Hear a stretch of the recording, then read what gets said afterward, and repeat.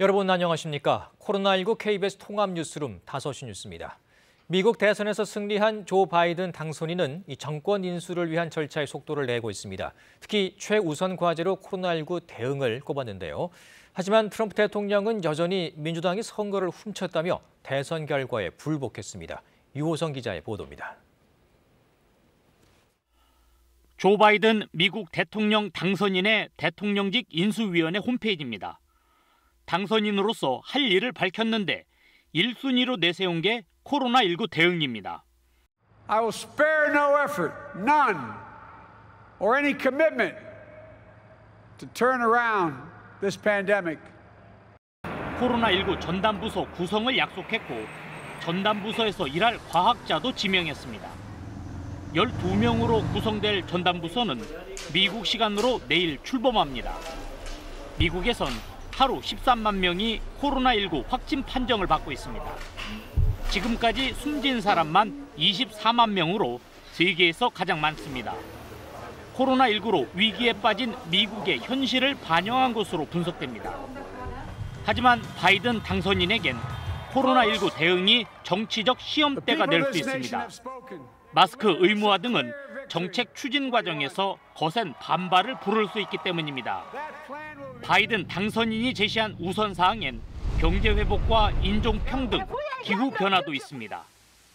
도널드 트럼프 대통령은 이틀 연속 골프장을 찾았습니다. 대선 결과에 승복하겠다는 의사는 여전히 밝히지 않은 상태입니다. 트럼프 대통령의 트윗에선 민주당이 선거를 훔쳤다는 주장이 반복됐습니다. 이런 가운데 트럼프 대통령에게 우아한 퇴장을 할 것을 백악관 안에서 건의하고 있다는 보도가 잇따르고 있습니다. 트럼프 대통령의 부인 멜라니아 여사는 백악관을 떠나 이혼할 시간만을 계산하고 있다는 뉴스까지 나왔습니다. 트럼프 대통령은 미국 시간으로 내일 대선 사기를 주장하며 법정 소송을 예고했습니다. KBS 뉴스 류호성입니다. 문재인 대통령은 오늘 바이든 당선인에게 축하를 보내고 다방면으로 소통하겠다고 밝혔습니다. 특히 한미 동맹 강화와 한반도 평화 프로세스 진전에 공백이 생기지 않도록 하겠다고 강조했습니다.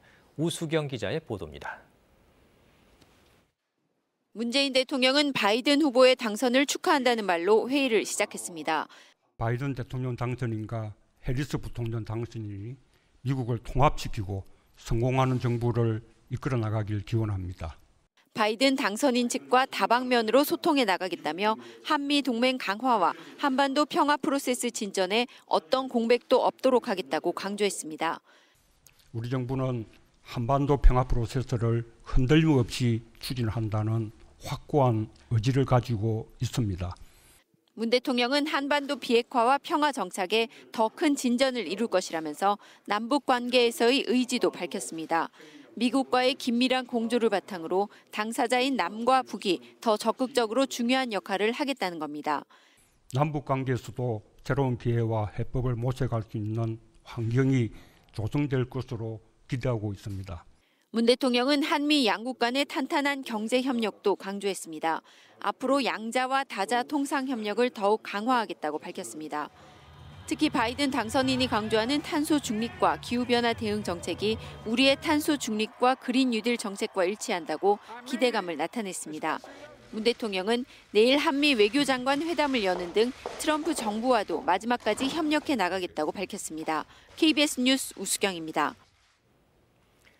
국내 코로나19 신규 확진자는 126명으로 집계됐습니다. 직장 등 일상 공간에서의 집단 감염이 전국 곳곳에서 발생하고 있는데요. 방역 당국은 요양병원 등 취약시설에 대한 선제적 전수 검사를 전국으로 확대합니다. 김민지 기자입니다. 서울 서초구 빌딩과 관련해 어제 3명이 추가로 확진돼 누적 확진자는 16명으로 늘었습니다. 방역당국은 가족 간 감염 뒤 가족의 직장 동료와 빌딩 내 직원 등에게 추가 전파가 일어난 것으로 보고 있습니다.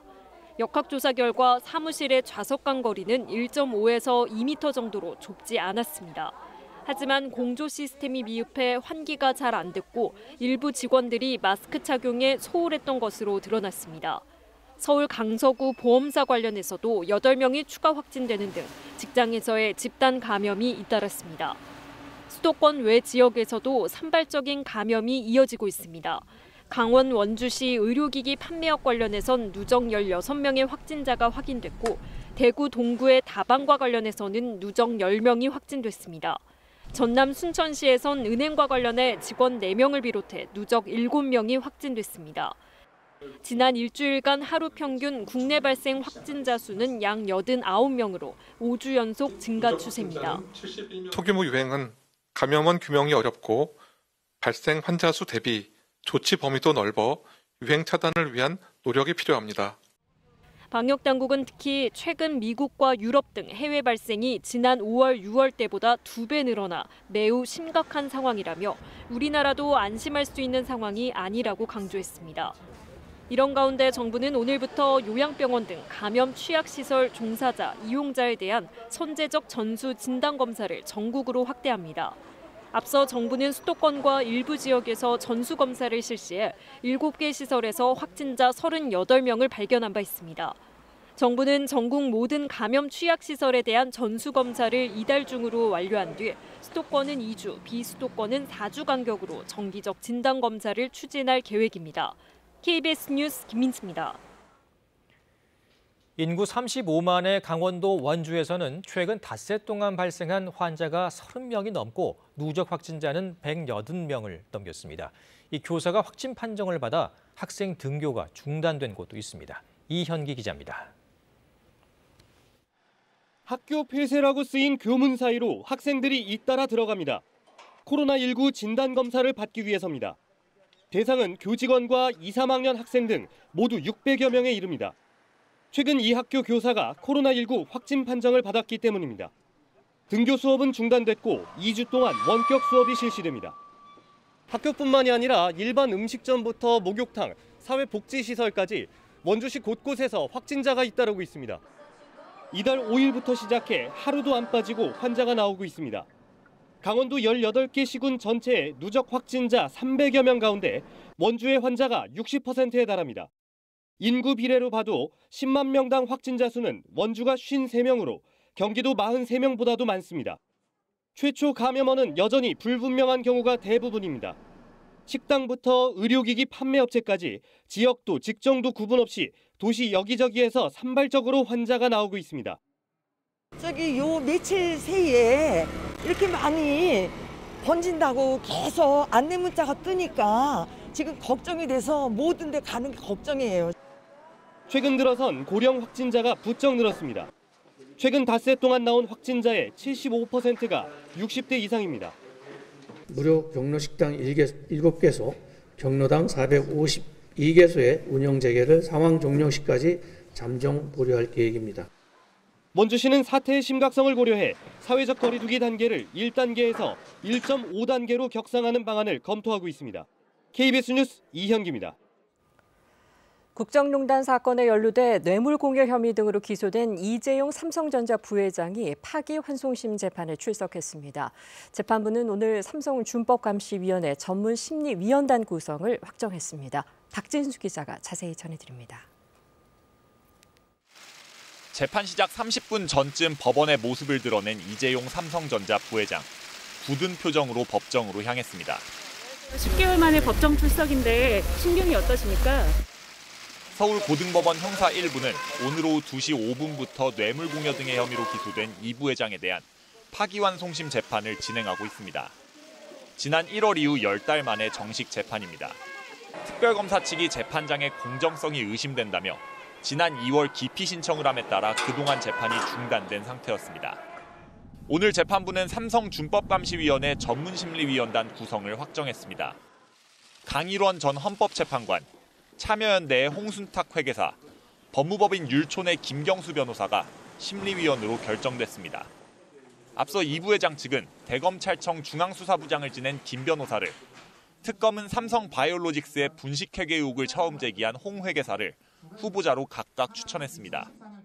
특검과 이 부회장 양측이 각각 상대가 추천한 후보에 대해 중립성이 없다며 반대 의견을 냈지만 재판부는 두 사람 모두 적합하다고 판단한 겁니다. 이들은 재판부를 보조해 준법감시위의 실효성과 지속 가능성에 대해 점검한 뒤 재판부의 의견을 내게 됩니다.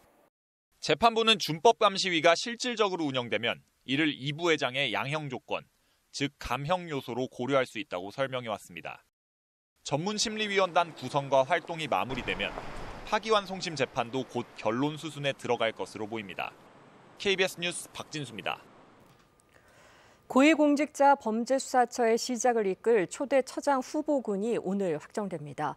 공수처장 후보 추천위원들이 잠시 뒤 6시까지 각각 1차 추천 명단을 제출하는데 대략 10여 명이 1차 후보군에 오를 것으로 보입니다. 조태은 기자입니다. 고위공직자 범죄수사처장 후보 추천위원은 모두 7명. 추천위원들은 오늘 오후 6시까지 각자 최대 5명까지 후보 명단을 제출합니다. 법무부 장관과 법원 행정처장, 대한변호사협회장, 그리고 여야가 지명한 추천위원들이 각각 2~3명씩 후보를 추천할 것으로 전해졌습니다. 모두 10여 명의 후보 가운데 공수처의 시작을 지휘할 초대 공수처장이 나올 가능성이 높습니다. 대한변협은 우선 판사 출신의 김진욱 헌재 선임연구관과 검사 출신의 이건리 권익위 부위원장, 역시 검사 출신인 한명관 변호사를 후보 명단으로 발표했습니다. 국민의힘 추천위원들도 오늘 2~3명의 후보를 공개할 예정인데 석동현 전 검사장 등이 거론되는 것으로 전해졌습니다.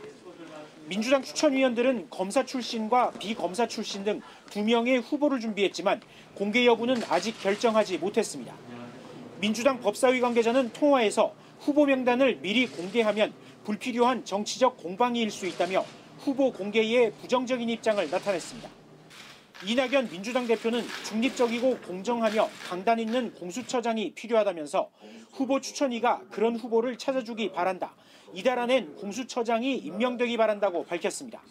공수처장 후보 추천위는 오는 13일 회의를 열어 대통령에게 추천할 2명의 후보를 심사하고 논의할 예정입니다. 후보를 추리는 과정에서 의견이 좁혀지지 않을 경우 후보군을 다시 추천받을 수도 있는데 이럴 경우 이달 내 공수처장 임명은 쉽지 않습니다.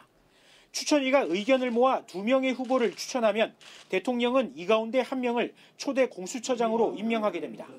KBS 뉴스 조태영입니다. 추미애 법무부 장관과 윤석열 검찰총장의 특수활동비 집행 내역을 들여다볼 국회 법제사법위원회 문서 검증이 시작됐습니다. 여야 법사위원들은 오늘 오후 2시 서울 서초동 대검찰청 청사를 찾아 법무부와 대검의 특활비 집행과 관련한 서류 열람을 시작했습니다.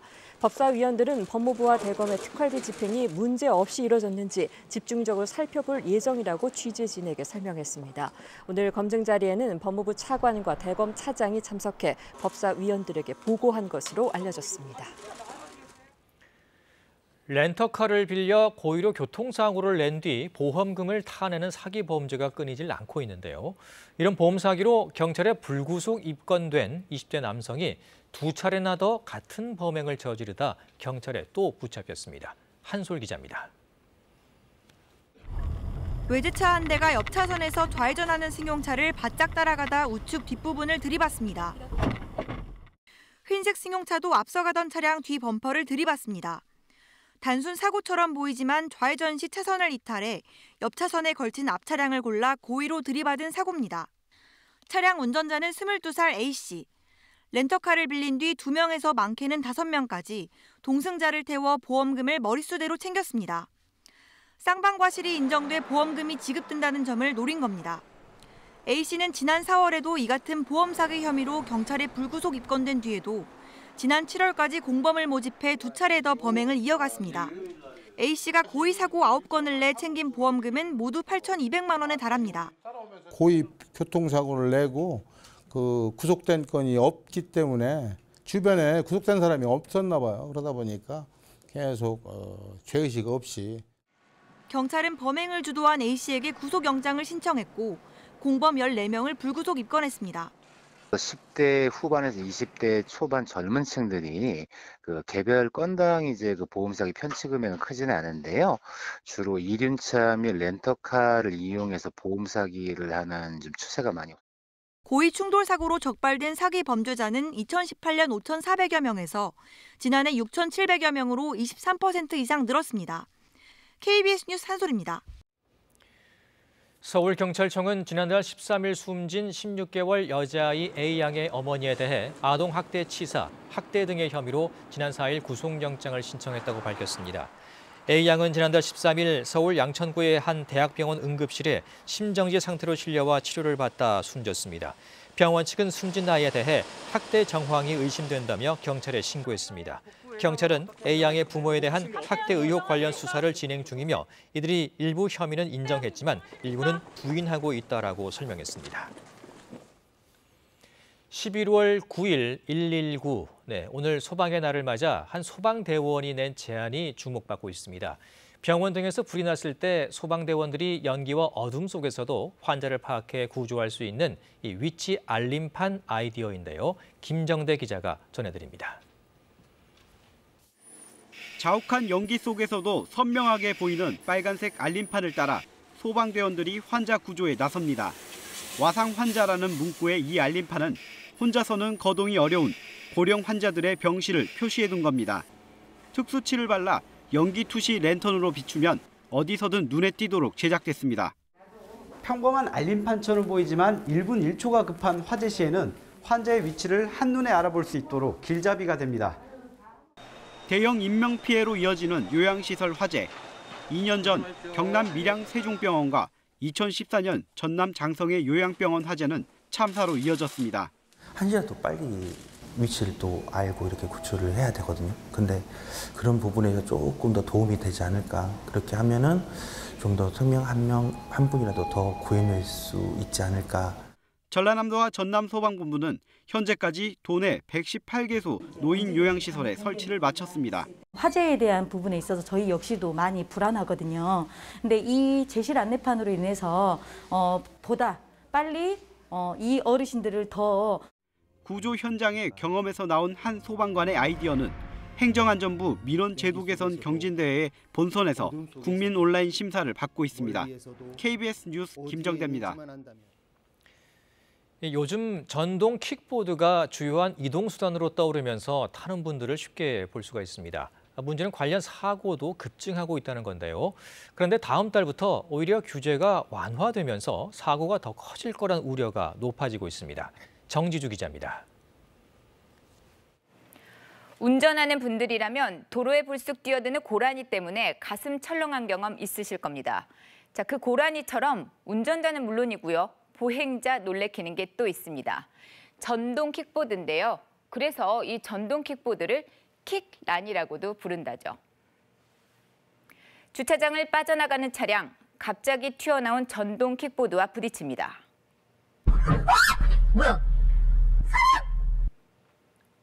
무단 횡단에 신호 위반, 심지어 역주행하다 난 사고까지 있었죠. 지난달에는 50대 남성이 전동 킥보드로 출근하다 굴착기와 충돌해 목숨을 잃었습니다. 횡단보도에 서 있던 이 남성은 빨간불인데 그냥 건너져 안전모드 쓰지 않았습니다. 달려오던 차량과 부딪혀 숨졌습니다. 소리가 나가지고 직감적으로 사고가 난 것 같아 해가지고 쫓아 내려가 보니까 사람이 누워 있더라고요. 전동 킥보드는 여러 가지 장점 때문에 이용자가 급증하고 있습니다. 전국에서 사용되고 있는 킥보드가 약 5만 2천 대 정도인데요. 8달 만에 3배 정도가 늘었습니다. 이용이 늘면서 관련 사고도 급증하고 있습니다. 3년 전만 해도 한 해 100건 정도에 불과했는데요. 지난해 400건을 넘었습니다. 횡단보도, 도로 중간, 교차로 이런 순서로 사고가 이렇게 많이 나고 있었는데요. 내려서 끌고 걸어서 건너가야 되는데 그러진 않고 전동 킥보드가 열이면 열 대가 모두 다 타고 움직인다는 겁니다. 또 좌우로 꺾을 수 있는 부분도 많고 속도도 빠르다 보니까 횡단보도에서 차고 추돌하는 가능성, 특히 그런 사고가 많이 발생한다는 취약점을 안고 있다고 볼 수가 있습니다. 문제는 앞으로입니다. 다음 달 10일부터 전동 킥보드와 관련된 규제가 완화되기 때문입니다. 자, 일단 현행법상 이 전동 킥보드는 원동기 장치 자전거입니다. 일종의 소형 오토바이죠. 면허가 있어야 하고요. 만 16세 이상만 운전이 가능합니다. 그리고 차도만 주행을 할 수 있고요. 안전모를 꼭 써야 합니다. 이거 위반 시에는 처벌을 받습니다. 그런데 다음 달 10일부터는 이게 개인형 이동장치로 분류가 됩니다. 면허 없어도 되고요. 또 만 13세 이상이면 이용이 가능합니다. 자전거 도로 주행이 가능하고요. 역시 안전모는 꼭 써야 하지만 이거 안 지킨다고 처벌받지는 않습니다. 미래 산업을 활성화하기 위한다는 취지인데 이거 우려하는 목소리가 높습니다.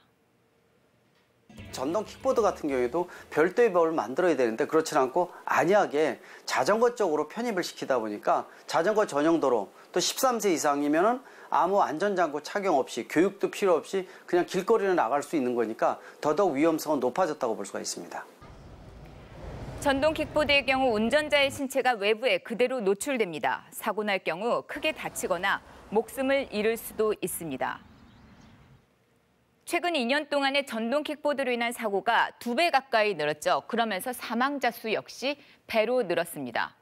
일단 보험업계 자동차 보험 표준 약관에 이 전동 킥보드를 보상 대상에 포함시켰습니다. 전동 킥보드 때문에 사고가 날 경우 피해자나 그 가족이 가입한 자동차 보험으로 보상을 받을 수 있게 했습니다. 이거 내일부터 시행됩니다. 자동차 보험 보면요, 이 무보험차 상해 담보라는 게 있거든요. 이를 적용한다는 겁니다. 하지만 무엇보다 시급한 건 전동 킥보드 운전자를 대상으로 한 안전교육 의무와 같은 제도적 보완이라고 전문가들은 지적합니다. KBS 뉴스 정지주입니다. 6.25 때 설악산 신흥사에 있던 문화재급 불화가 미국으로 무단 반출됐었는데요. 이 불화들이 올해 8월 국내로 환수돼 일반에 공개됐습니다. 박상희 기자가 전해드립니다.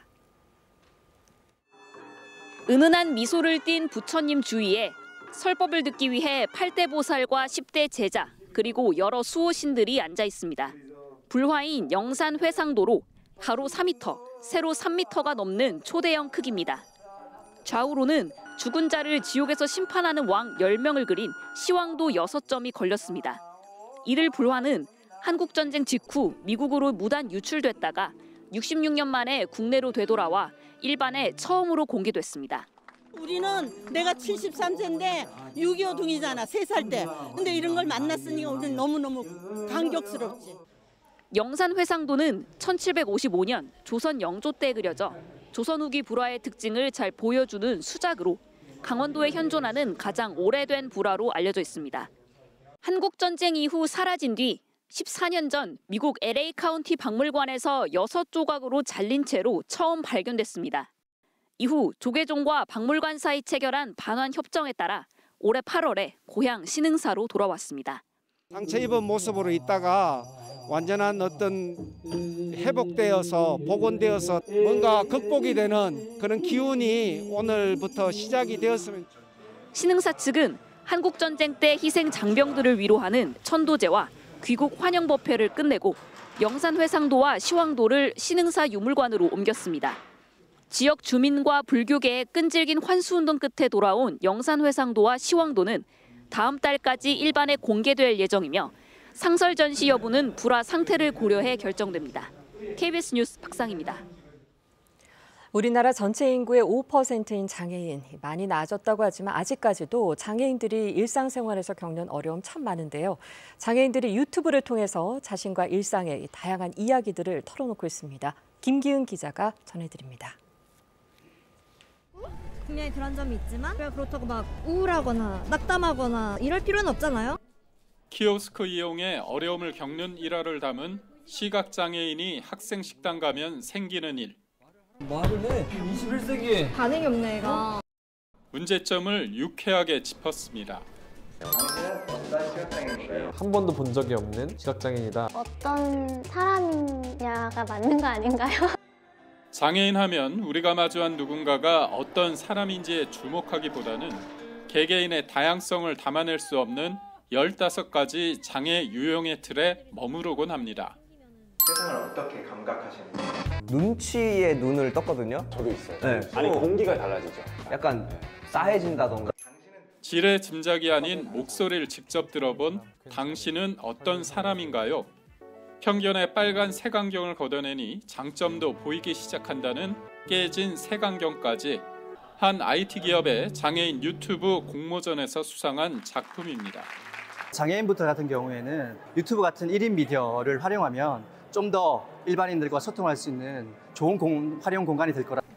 특히 장애에 대한 인식을 바꾸자는 취지입니다. 시선이 약간 불쌍하거나 안타깝거나 뭔가 되게 천사처럼만 나오니까 나는 그런 장애인은 아닌 것 같은데 다양한 장애인의 모습이 보여주고 싶다. 공모전을 개최한 IT 기업은 앞서 장애인들에게 영상 기획과 촬영, 편집 등 제작청 과정을 3개월 동안 교육했습니다. KBS 뉴스 김기흥입니다. 이어서 오늘의 주식시황을 KB증권에서 전해드립니다.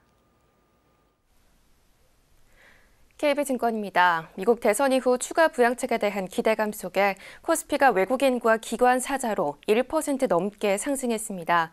코스닥은 외국인의 단독 매수에 850선을 회복했습니다. 오늘 코스피 지수는 30.7포인트 상승한 2447.2에 코스닥은 14.43포인트 오른 851.21에 마감됐습니다.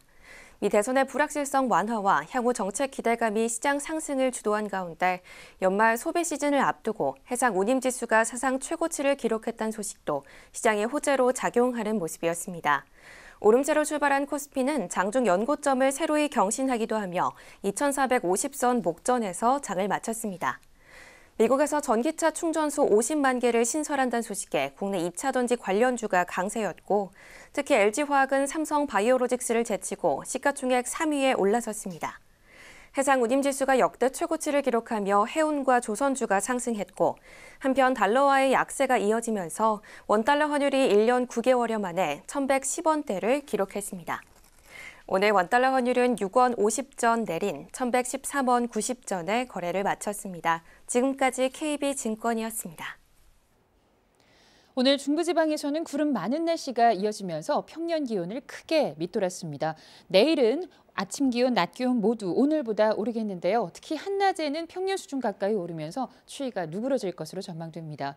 현재 중부지방을 중심으로 구름이 많이 끼어 있습니다. 내일 새벽까지 경기 남부 그리고 충청 북부에서는 빗방울이 떨어지겠습니다.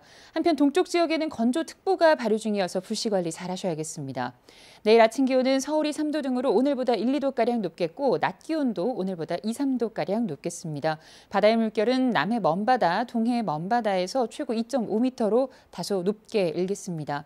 당분간 맑은 날씨가 계속되면서 건조함은 더해갈 것으로 전망됩니다. 기상정보였습니다. 코로나19 통합 뉴스룸은 7시 뉴스에서 이어집니다. 여러분 고맙습니다.